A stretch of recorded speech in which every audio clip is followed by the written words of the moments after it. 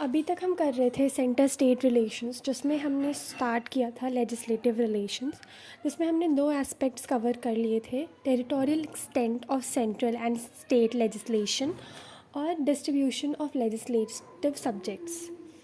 अब हम करेंगे तीसरा aspect, which is parliamentary legislation in the state field. तो ये तब होता है जब हम एबनॉर्मल टाइम्स की बात करते हैं।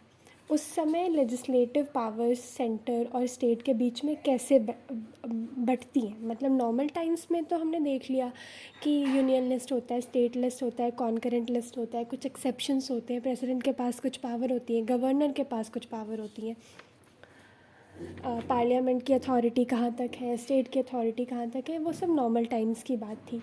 अब अगर हम बात करें एबनॉर्मल टाइम्स की, तो उसमें कॉन्स्टिट्यूशन पार्लियामेंट को एम्पावर करता है, वो पावर देता है कि स्टेट लिस्ट में जो भी पावर्स या सब्जेक्ट इन्यूमरेटेड है जो लिखे हुए हैं, उसके ऊपर भी पार्लियामेंट लॉ बना सकता है 5 एक्स्ट्रा ऑर्डिनरी सर्कमस्टांसेस में। तो वो 5 सर्कमस्टांसेस हैं। When Rajya Sabha passes a resolution, जब राज्यसभा एक रेजोल्यूशन पास करे कि अब वो टाइम आ गया है कि पार्लियामेंट को लॉ बनाने चाहिए। दूसरा है during a national emergency, when states make a request,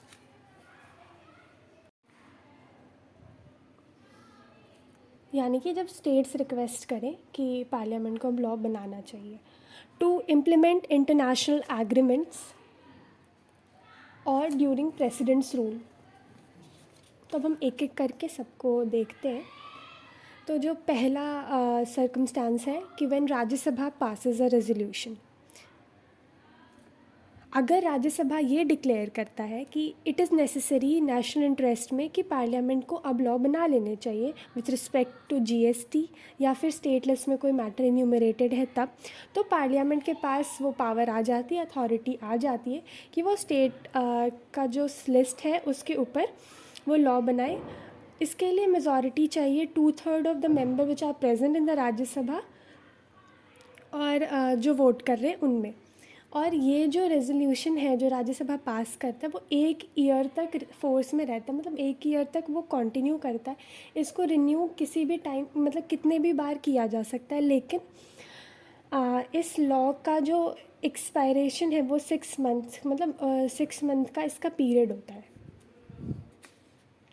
फिर दूसरा आता है ड्यूरिंग अ नेशनल इमरजेंसी, जिसमें पार्लियामेंट के पास ये पावर आ जाती है नेशनल इमरजेंसी के टाइम कि जीएसटी या फिर स्टेट लिस्ट के जो मैटर्स हैं उनके ऊपर वो लॉज बना सके। और जब नेशनल इमरजेंसी ख़त्म हो जाती है उसके 6 महीने के बाद ये लॉ इनऑपरेटिव हो जाते हैं और वो एक्शन में नहीं रहते। फिर तीसरा आता है when states make a request. तो 2 या 2 से ज़्यादा स्टेट्स जब रेजोल्यूशन पास करती हैं कि पार्लियामेंट को लॉज इनैक्ट करने चाहिए स्टेट लिस्ट के किसी भी मैटर पे, तो पार्लियामेंट उन चीज़ों पे लॉ बना सकती है। A law so enacted applies only to those states which have pass the resolutions, यानी कि जिन स्टेट्स ने ये रेजोल्यूशन पास किया है, जिन्होंने रिक्वेस्ट की है पार्लियामेंट से लॉ बनाने के ऊपर, सिर्फ वही स्टेट्स में ये लॉ जो है वो अप्लाई होता है। लेकिन कोई और स्टेट इस लॉ को अडॉप्ट कर सकता है by passing a resolution to the effect. ये जो लॉज होते हैं वो सिर्फ अमेंड या रिपील सिर्फ पार्लियामेंट कर सकता है और स्टेट लेजिस्लेचर्स नहीं कर सकती है। कुछ एग्जाम्पल्स हैं इसके: wildlife protection act 1972, urban land act 1976, transplantation of human organs act 1994, prize competition act 1955। फिर आता है टू इम्प्लीमेंट इंटरनेशनल एग्रीमेंट्स। तो पार्लियामेंट लॉज बना सकता है किसी भी मैटर ऑफ स्टेट लिस्ट पे for implementing international treaties, agreements और कन्वेंशंस।